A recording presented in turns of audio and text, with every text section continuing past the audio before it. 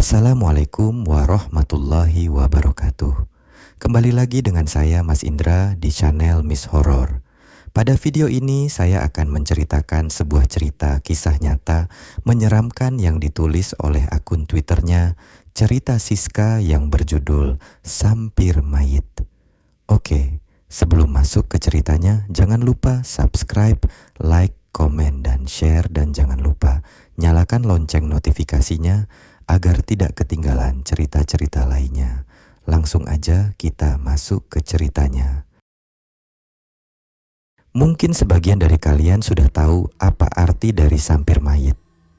Sebuah julukan kepada orang yang membawa sial. Mau percaya atau tidak, memang benar tanda-tanda orang yang membawa nama itu ada di dalam diriku. Tidak heran jika orang memandangku sebagai ancaman. Pagi itu, hatiku sedang bahagia. Karena tepat di bulan Syawal, aku akan melangsungkan pernikahan dengan Lukman, suamiku. Saat itu, suara tertawa dari tamu undangan terdengar keras di sana. Aku sendiri juga begitu, sangat senang melihat wajah Lukman yang begitu bahagia atas pernikahan kita. Meskipun saat itu sempat ada perselisihan dengan warga kampung karena tempat yang kami gunakan itu menutup akses jalan warga.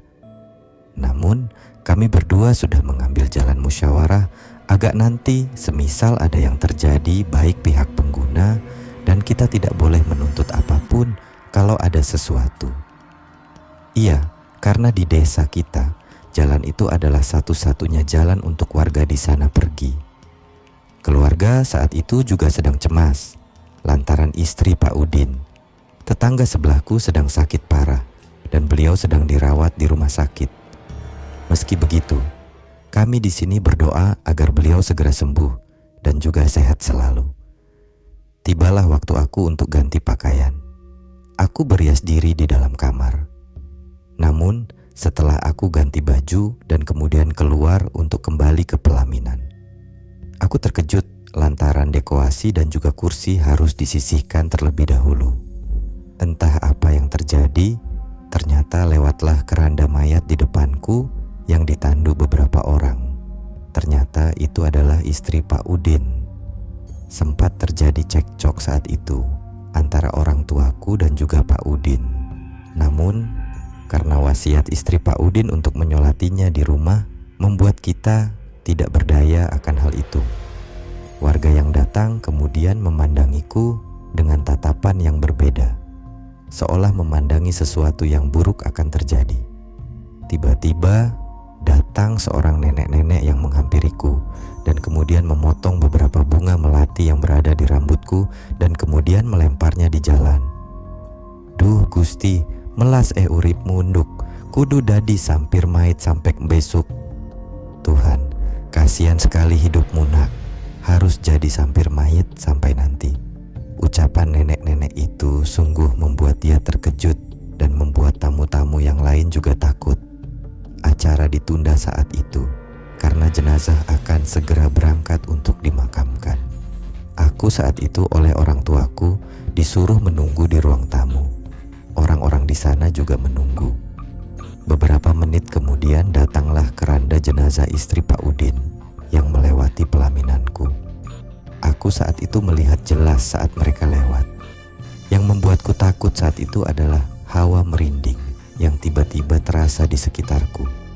Seperti ada sesuatu yang keramat menghampiri. Sejak kejadian itu aku dipanggil dengan sampir mayit dan membawa kesialan bagi siapapun yang aku temui. 1 bulan setelah acara pernikahanku, aku hendak menjenguk anak saudaraku yang tengah dirawat di rumah sakit. Sangat kasihan sekali lantaran anak sekecil itu harus dioperasi lantaran penyakit yang berat dan selama ini dia derita. Namun, bapak melarangku. Ojok, gak usah metunang dinangdi.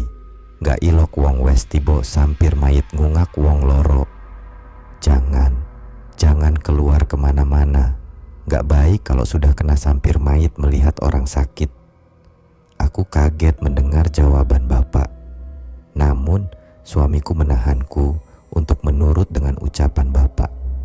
Tetapi, karena rasa tidak enakku kepada saudara dan ingin sekali menjenguk. Akhirnya, dengan sangat terpaksa aku memilih untuk ribut kecil sebelum berangkat. Aku dan bapak saling bertarung dengan pendapat masing-masing. Bapak akhirnya memilih untuk diam dan membiarkanku pergi.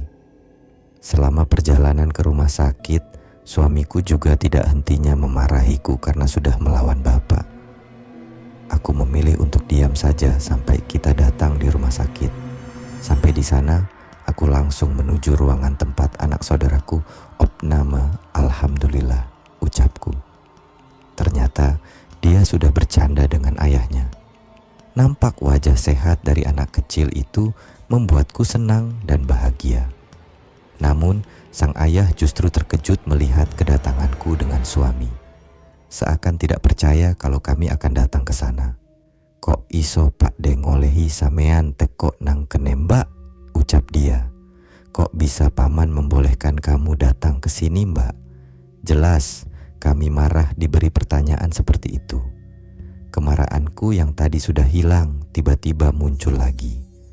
Apa maksud dari mereka menanyakan hal yang tidak jelas seperti itu? Ya gak ada.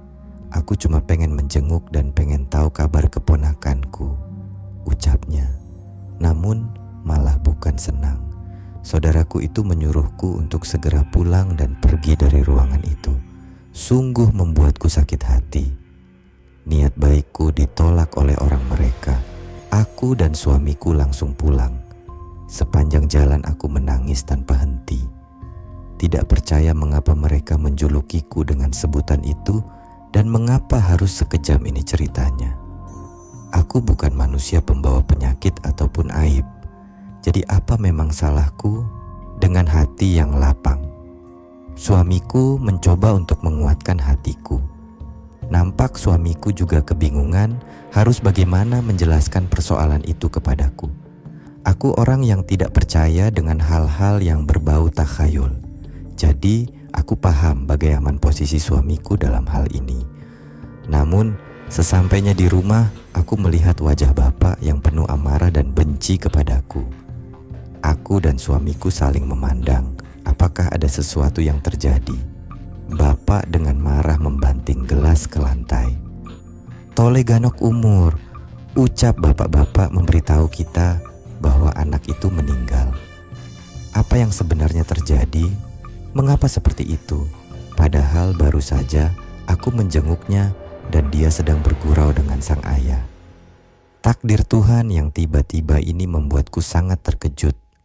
Hari demi hari kulalui dengan cibiran karena aku adalah orang yang membawa malapetaka, namun aku masih tetap untuk kuat dan menjalani hidup. Setelah kejadian itu, memang beberapa hal membuatku yakin bahwa memang diriku membawa kutukan. Saat aku hamil 7 bulan, ada seseorang yang aku kenal baik. Dia adalah temanku saat kecil. Karena dia dan orang tuanya pindah, kita jadi jarang bertemu. Saat itu aku sedang periksa kandungan di rumah sakit. Tidak kusangka aku akan disapa olehnya. Katanya sang anak sedang dirawat di sana. Tidak terpikir saat itu, dan juga sampai mengingat bahwa aku memiliki pantangan untuk melihat orang sakit. Entahlah, aku terbawa suasana karena sangat senang bertemu dengan teman lama. Kita asik mengobrol sampai tidak aku sadari aku masuk ke dalam ruangan sang anak dirawat. Sialnya, aku mengingat pantangan itu saat sang anak menatapku dengan tajam.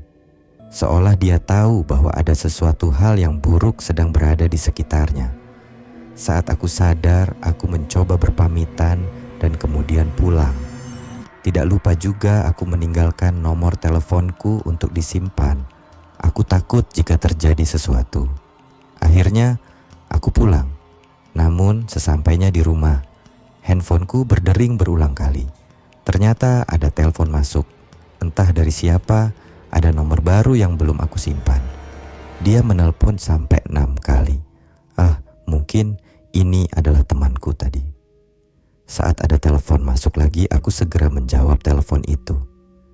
"Halo, maaf tadi lupa nomornya belum aku simpan." Belum selesai aku berbicara, sudah terdengar suara tangisan yang luar biasa di seberang sana. Anakku meninggal.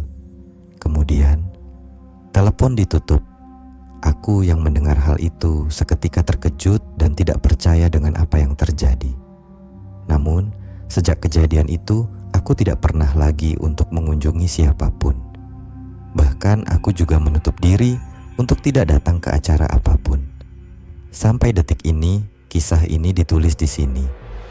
Kalau kalian punya cerita yang sama denganku, mohon bantu memberikan solusi ya. Bagaimana agar aku bisa tenang menghadapi hidup ini? Sekian, Wahyu Singosari 1980, 45 tahun.